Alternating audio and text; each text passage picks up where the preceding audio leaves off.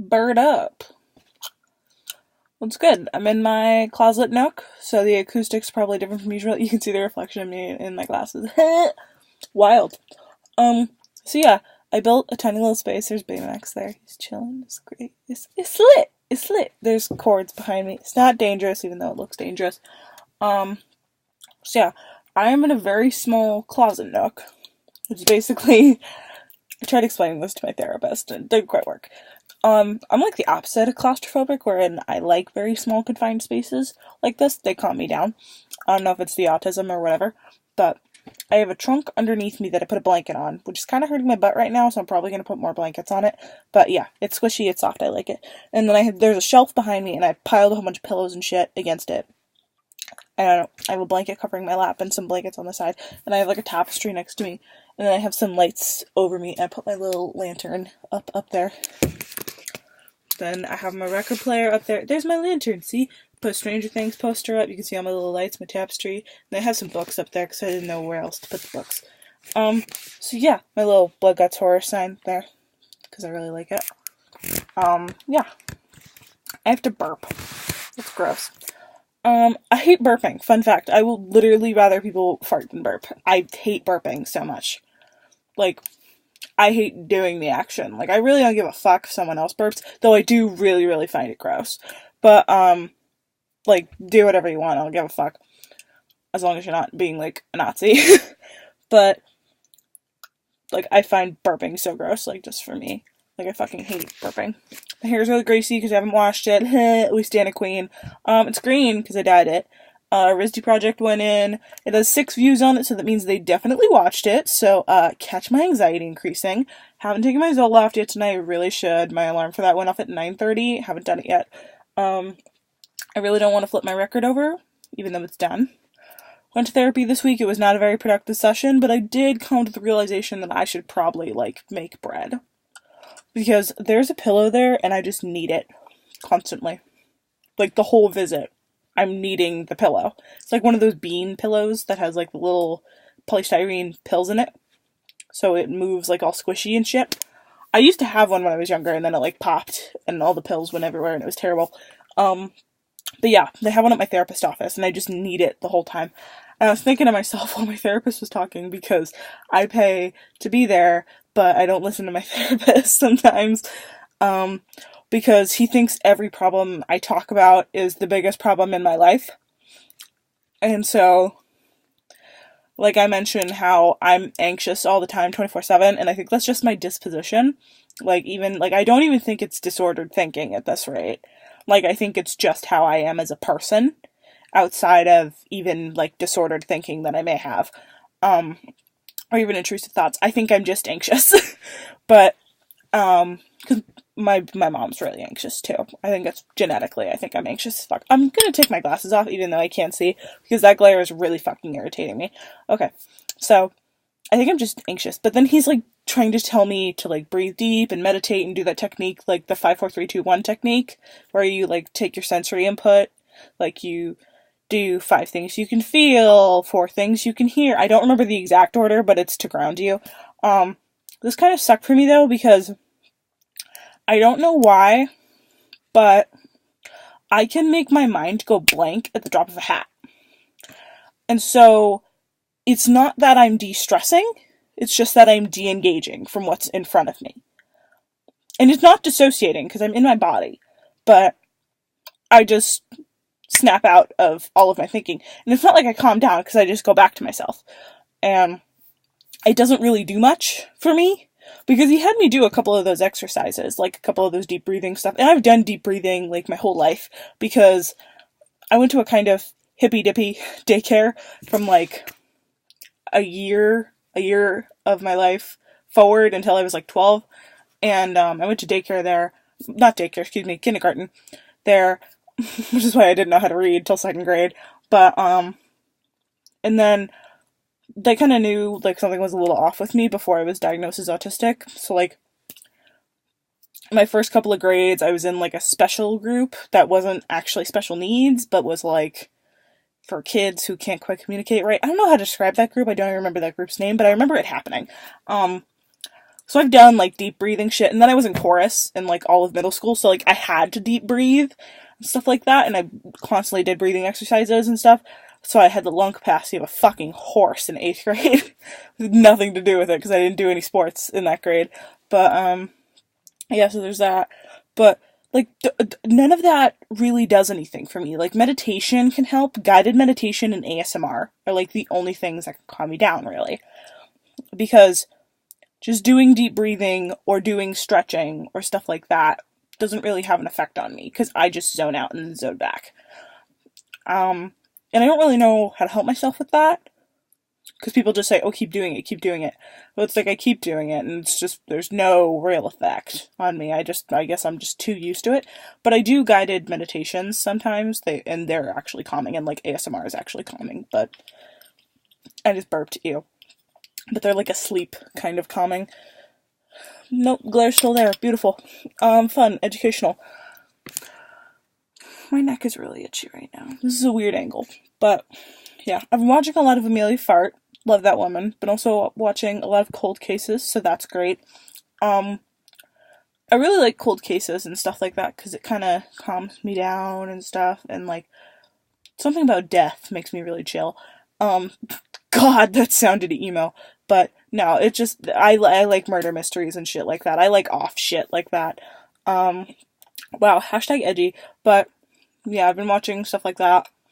But it hasn't been manifesting in any real anxiety, because usually when traumatic events occur around me, they can manifest in my OCD and, like, delusions I have with my OCD. Like, after Stoneman Douglas got shot up in Florida, I constantly had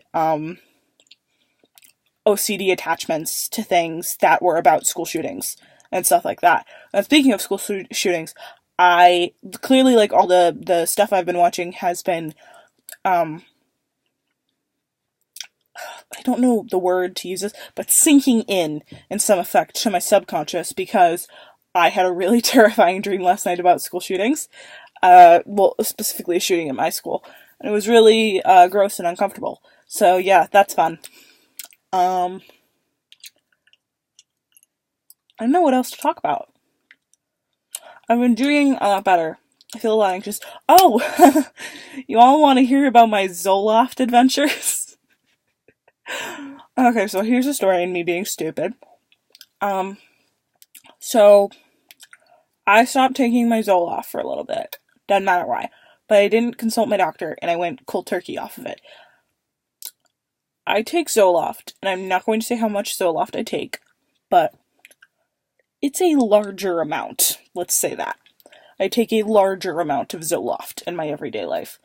And it's relatively new.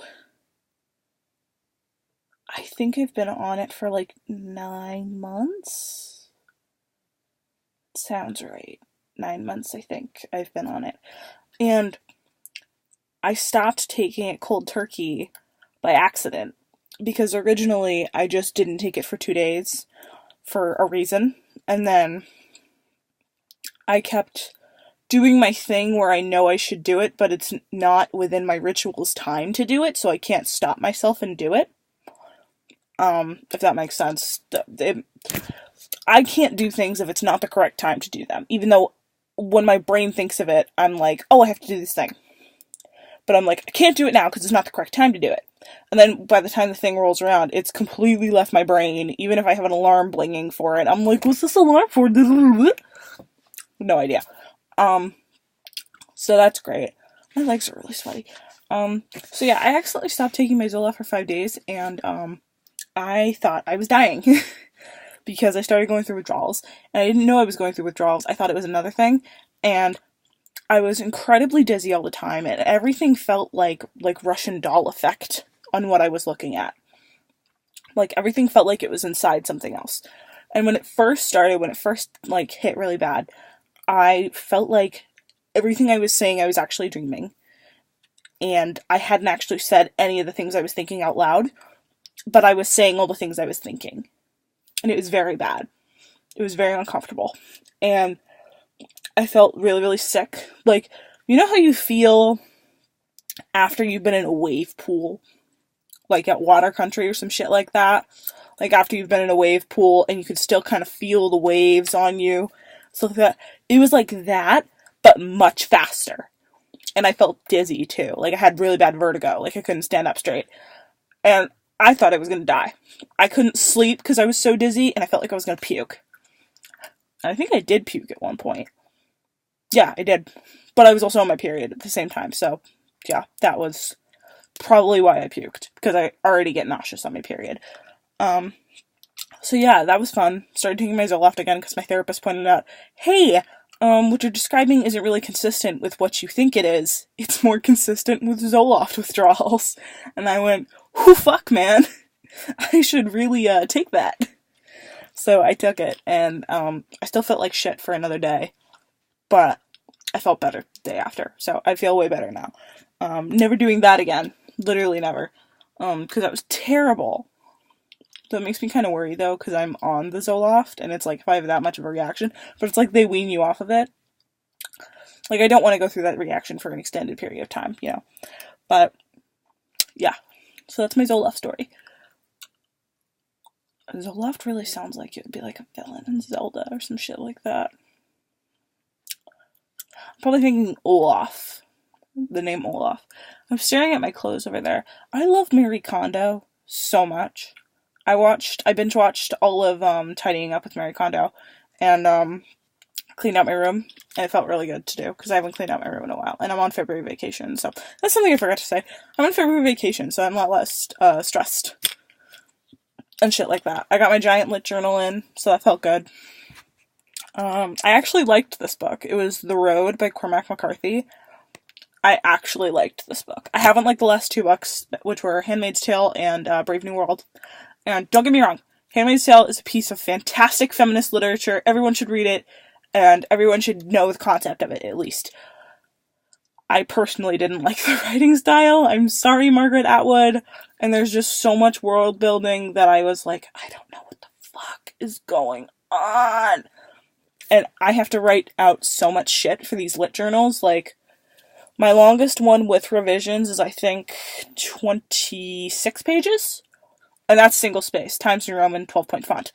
And there's not a lot of, like, breakup or spacing in between. Like, special spacing or anything like that. Like, it's just straight line after line after line. So, that's frustrating. And I have to write so much about the setting and the characters and stuff like that it gets kind of hard to absorb and remember all of it, especially if you're like me and it goes in one ear and out the other. So that's fun. But I actually really liked The Road because it was a lot more simplistic and it was a lot more abstract expression-y than, like, this is the theme and this is how we're gonna tell you it with this specific cast of characters. Like, it wasn't, like, theme and then characters. It was more characters, and then if you find a theme within this character's story, that's it. It was more like, do you connect to it, versus this is the exact theme that you have to get out of this. And I like more interpretive stuff, because I'm an opinionated bitch.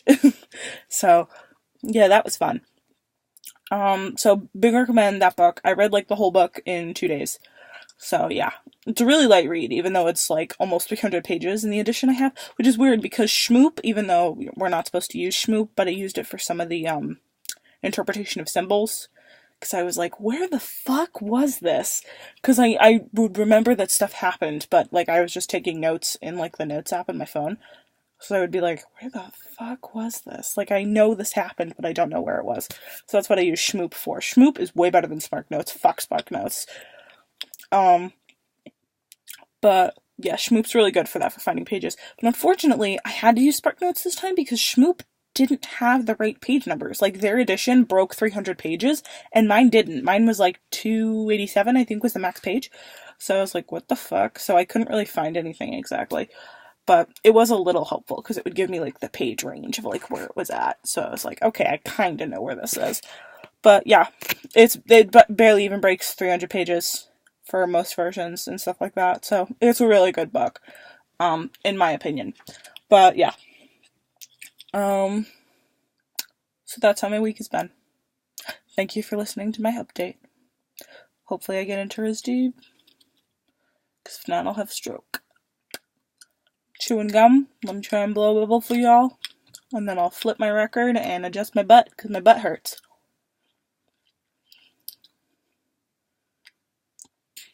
Oh, that was a weak sauce. I think I've been chewing this for a little too long. It's bubble tape. Fuck. It was weak sauce again.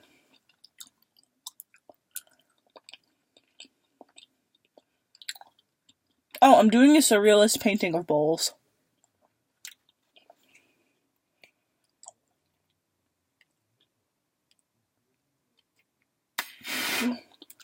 Motherfucker. I've been chewing this for too long. I had some real snappy bubbles earlier. I love it because there's like no echo in here because there's fabric everywhere. So just real snap. It's real good. See y'all later. Hope y'all have a lovely evening, morning. Oh, well, there's that glare again. I'm just going to hold my head like this. See y'all later. Wow, iconic.